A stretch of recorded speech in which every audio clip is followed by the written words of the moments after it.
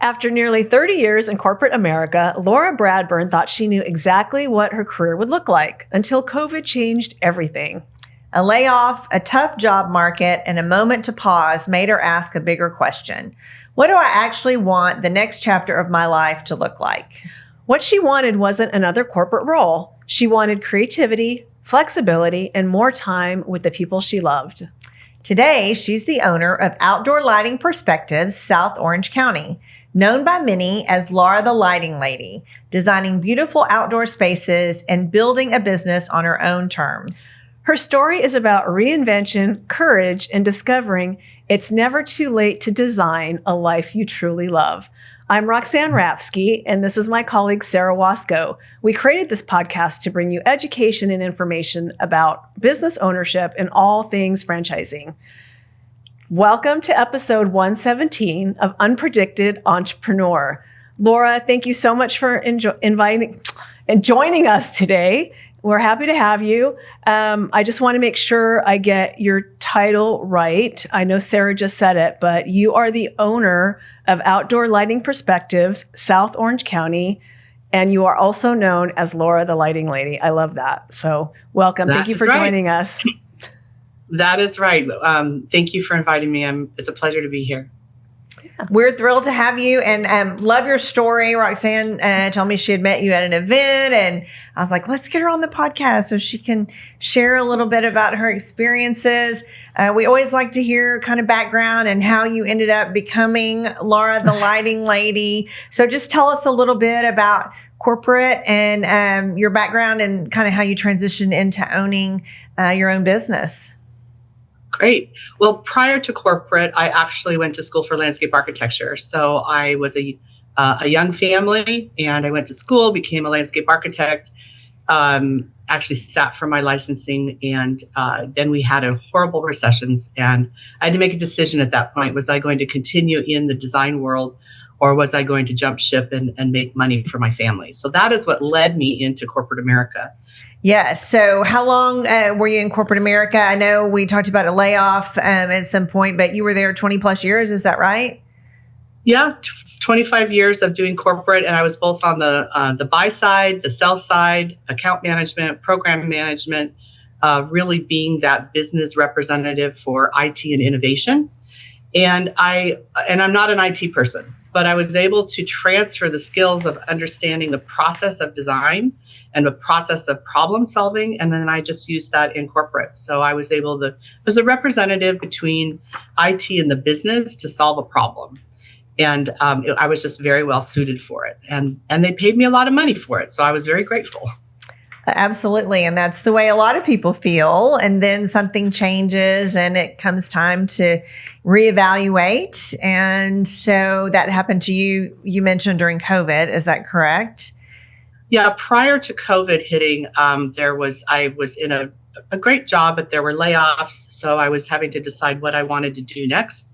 And I started the networking and really going after that same corporate job and in the same role that I had perfected over 25 years. It worked for me. It was my winning formula. So I got a great job and things were going well. And then COVID hit and we were all working remotely. I wasn't able to see my family. My family doesn't live in the state I live in, and my grandkids are far away. So it was a little bit more of that reflection time period where I decided I need a change. It's time for a change.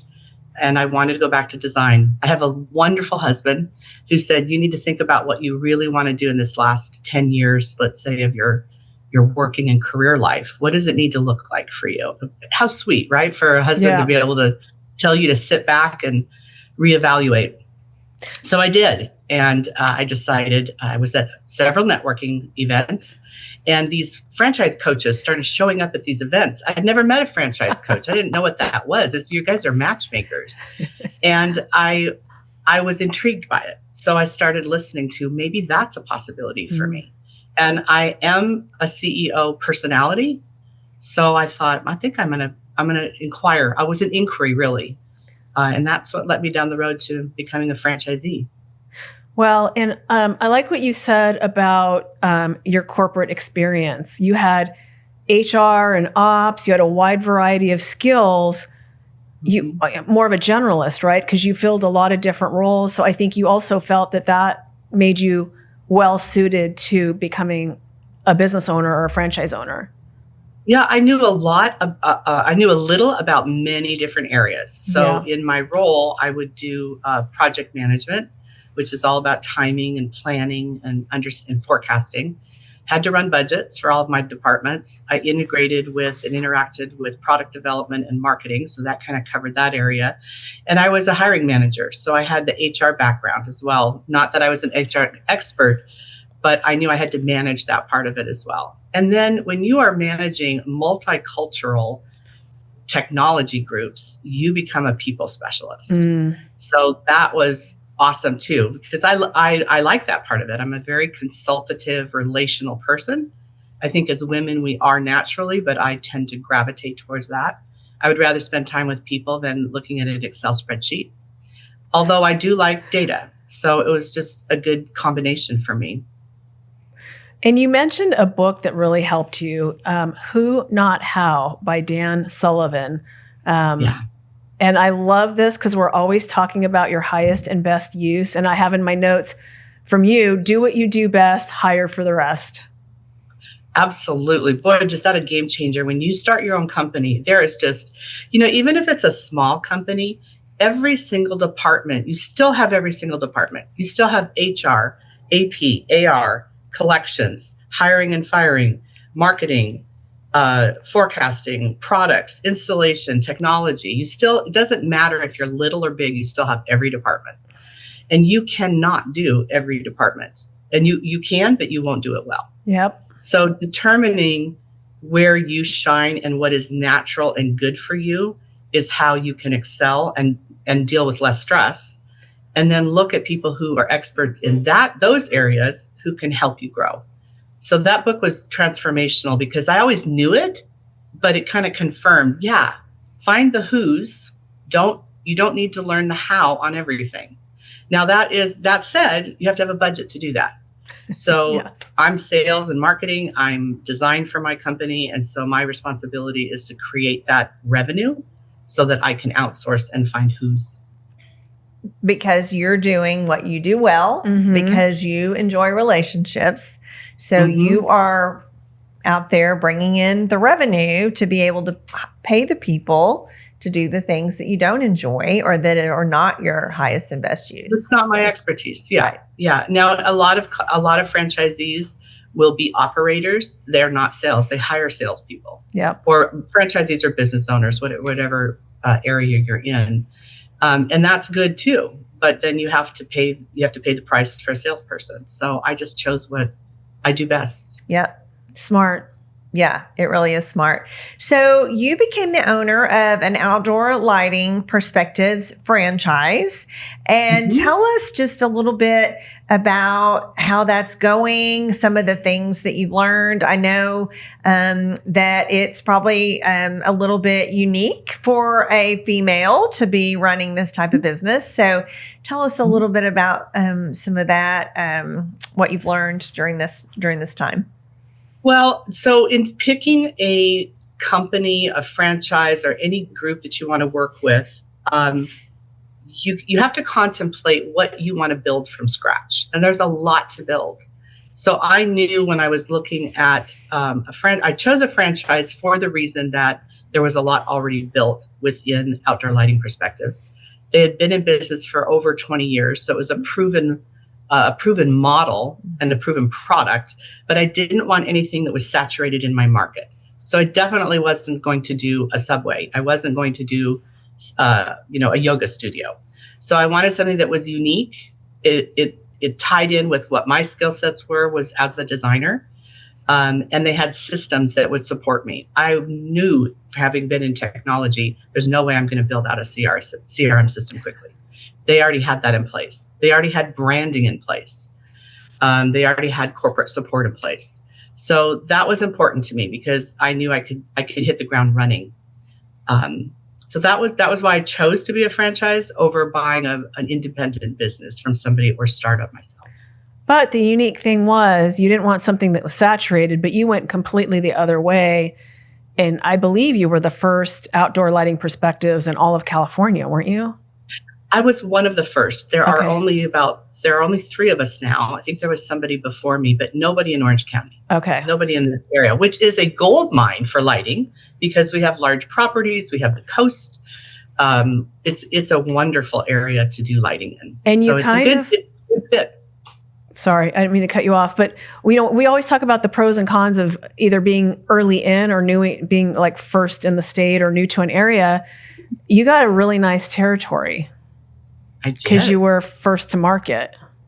First to market, and I negotiated about a territory and a half because I know my landscape and I know where I want to work.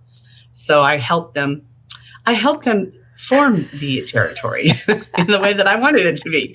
So it was very good. It's been very profitable for us.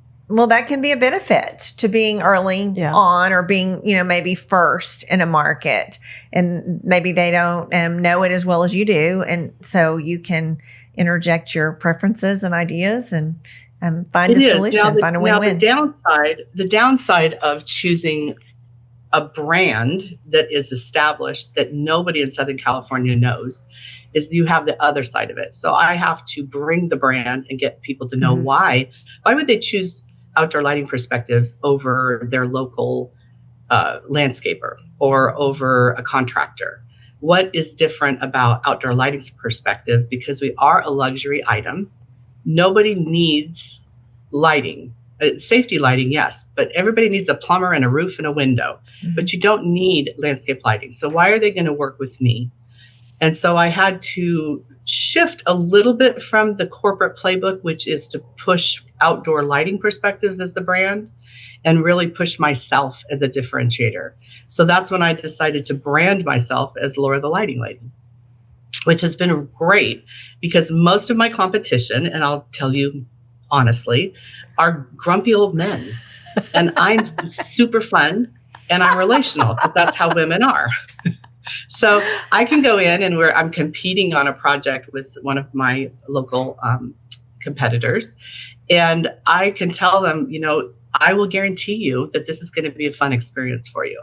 I will never humiliate you for not understanding or knowing the technical side of this. And we will collaborate. We'll work together on the design. And that's my process. I never go in, do a design, hand them a quote, and walk away. I tell them this is a collaborative experience. We're going to go through this. You're going to pick and choose. I will bring you the best design for your property, but ultimately it's where you live and it will be your decision. And I'll work with you on that. It empowers the client to help make a decision on a $20,000 or $30,000 product or a project. So I want them involved in it. And that's different. That's Laura the Lighting Lady, and that's being a woman in this kind of construction world. Well, and with that, you are also learning about them, asking about their pets or their family or whatever as you're deciding on this lighting project, because you need to know who lives in the house, including the pets, what the lights are going to be for. But there's a relationship that's being built, right? You're spending time relationship building. And that's different about women. A lot of my colleagues, even within the franchise or within this industry, do it. They go out. It's like if you have somebody come out to give you a quote on window coverings. They show up, they take the measurement, they go back to their car, they write out the quote, they hand it to you, and they walk away. So what you have is a commodity-based quote. Lighting is different than that. It's an emotional thing. You want to feel great about your property. You want to feel safe in your property, and you want to be able to enjoy it year round, especially in California. So I've just made a decision that what works for me and what I feel works for my clients is to understand how they use the space, what type of people they are. Are we playing pickleball at night, or are we only looking at that property through our kitchen window when we're doing our dishes at night? That's a different design and a different investment. So I want to know that because my company, we design, we install, and we maintain. So that customer is mine for life. It's very different than a contractor who's project-based. Project-based is that they're going to do it. They're going to walk away when it's done and complete and wrapped up, but they're not going to go back when a light bulb goes out. That is not a profitable business model for them. For us, it is because I want to maintain it. And through that relationship, now they're going to refer me to somebody else because of the way that we service them. And now, so you're kind of a woman in a man's world, right, with your business. But your husband retired from teaching, and now he's joined the business and he's helping you, right? He is. He started off, husbands need good titles. So my first title I gave him was Vice President of Employee Development, because he's a teacher, right? So he can write curriculum. Then he became social media manager because he loves working with a camera. And then when I had some problems in the field, he became chief quality control officer. So he's helping me, and he loves the titles. I'm telling you, it works. Well, it's great. I love how you're each able to use your strengths in the business. And it's probably very beneficial just in building that trust. Like, hey, you're on top of everything else you share with them about how you run the business. It's a family business too. And I think that makes people feel good. It is a family business, and being a woman in a man's world, right? In the day to day, but I also live with a man. And so there was a little bit of negotiating about who really was the CEO after he joined the company. But we worked through that. And I have to tell you a funny story. He made a design decision on a project last week. And I told him, put these fixtures in, that's what they need. And he made the decision on site that day that what I had designed was wrong and put in something else. And that night the client took a picture of it and sent it to us and said they hated it. So learning experience for him to trust the designer and not change that on site. But like any employee, I have to let him learn that. And so he had to go back on his time and fix it. And he had a learning experience. We talk about this with clients because they ask this a lot, when they're going to go into business with their spouse and do you have any advice for us if we're any family member really? And the advice is to stay in your lane. Like you guys need to decide who's going to do what. And then you need to stick with that. And you can't be stepping on each other's toes because that's when you get into trouble. Yeah, it is. And it wasn't a costly mistake that he made, but it was something he needed to learn, and I'm okay with that. But yeah, you do, and you have to have that open communication. And and you know what? Honestly, you have to drop the ego. Yeah. And that's really hard for men to do and it's hard for women too, but I think it's harder for men to drop that ego and say, I'm not in control here. I'm not in charge. And I'm going to let her do what she does best, and I'm going to stay in my lane. Mm-hmm. I mean, those are really good lessons learned. And if you can keep the business part as is, and then, the family and personal part, not let that overflow, that's a smart way to do it.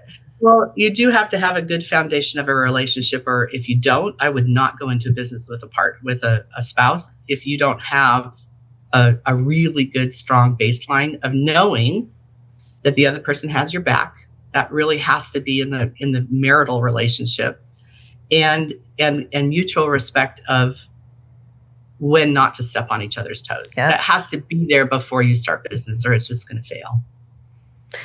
So with that said, give us some of your advice. What have you learned about hiring and managing the type of employee that would work in a service-based business like yours? So this has been a big learning curve for me because I came from corporate, and there's just a lot of structure. There's an acceptable behaviors. There's a lot of what I call accountability. So when you say you're going to be there for an interview, you're going to be on time at 8 a.m., that's kind of the normal way that we behave in corporate. There's always the outliers, right? We all know that person we work with that gets away with crap, and it is surprising that they get away with it. But in general labor and construction, it is a little bit different. And I'm not going to say that there's not a good work ethic, but it's different. And so I have had to learn how to adjust my expectations and not be so disappointed in some of the behaviors that I've seen. And also at the same time, really, you have to be more communicative about what the expectations are up front. Because when you're going to lay somebody off or write them up for being late 3 times, you assume they know that that's just the way it goes. Yeah. But a lot of them don't. They don't know that. So I spent a lot of time creating a really good handbook that is, and most small businesses don't have an employee handbook. It's normal in the corporate world, but most small businesses don't have it. So California has a lot of employee rights and a lot of employer responsibilities. So I spent a lot of time putting together a handbook, and I go through it with them. And it's 85 pages. So I point out the areas within when I onboard a new technician, installation technician.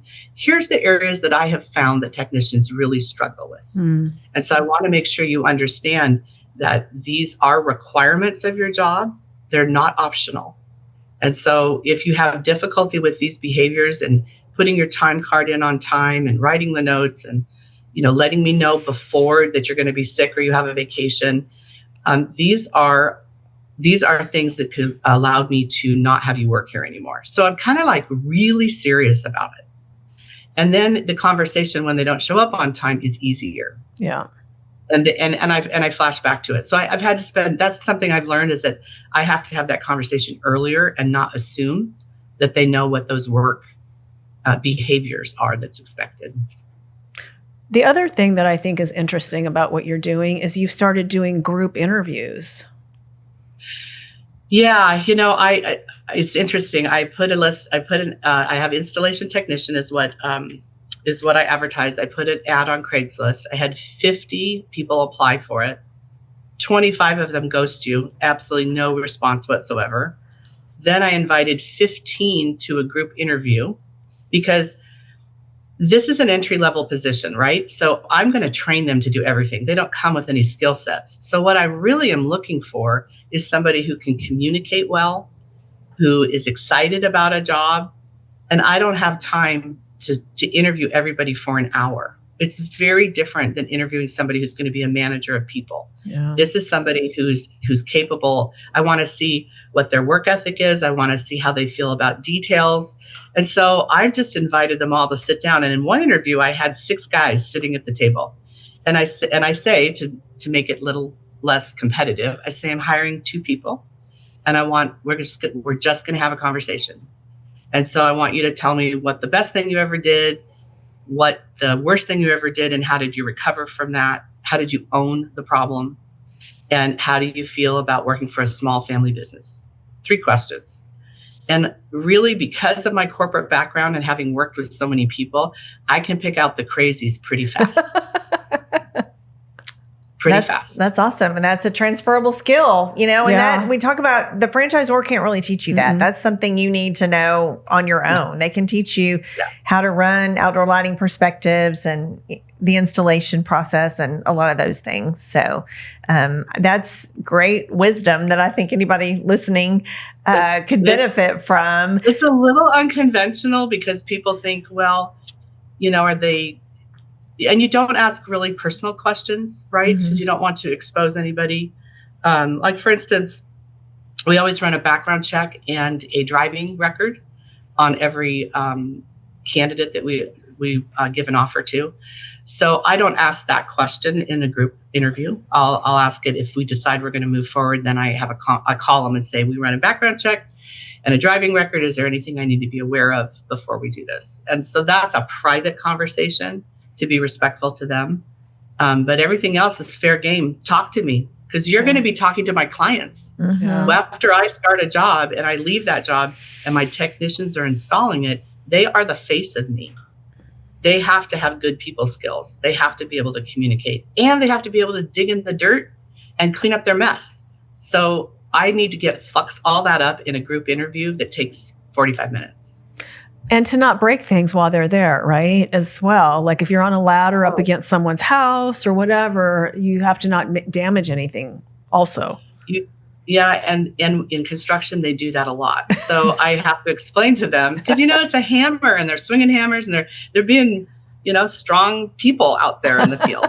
And so there's that you absolutely, you go to put a light fixture in the ground and there's roots everywhere and they get the saw out and now dirt is flying everywhere.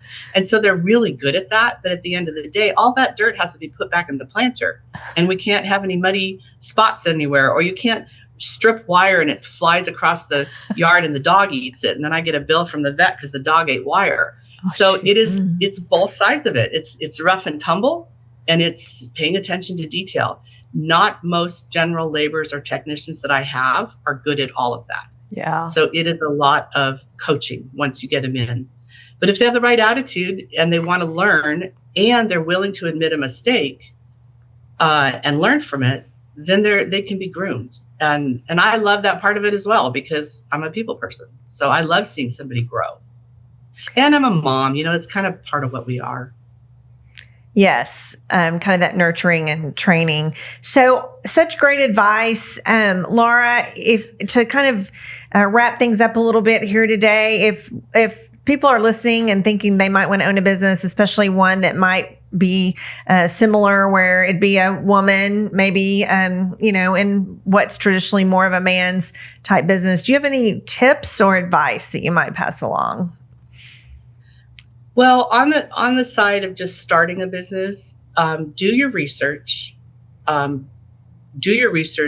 on other experts to give you advice. Run things through your family.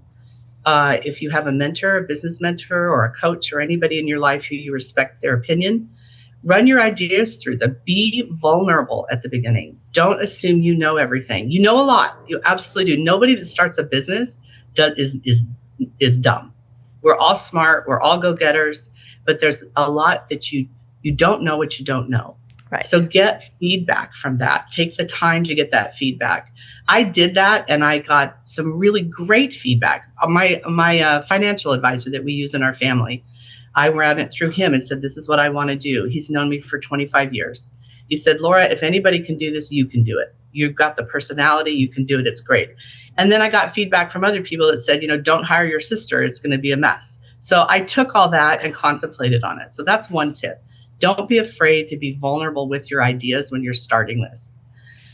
As far as a tip for being in a man's world, I think it's don't second guess yourself. You already know what the right thing is to do, especially if you've been experiencing this. Don't be afraid to take action when you know it's the right thing. One of the mistakes that I have made is because I'm nurturing and caring, I've kept employees on way too long. Mm-hmm. And it drug things down for my business, and it was heavy for me. Mm-hmm. So if it's not working for me, I can probably guarantee you it is not working for them. And you need to release them to go find what's best for them.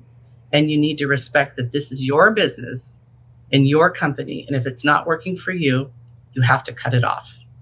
Yeah. So I think that's one of the things I have failed at a couple of times in not addressing that sooner. And it went on too long. And it cost the company money.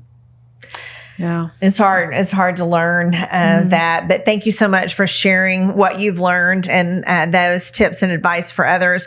Laura, if somebody needs your services, how would they get a hold of you if they needed lighting in Southern California? Well, they can reach us at our phone number. We're located in beautiful San Juan Capistrano in South Orange County.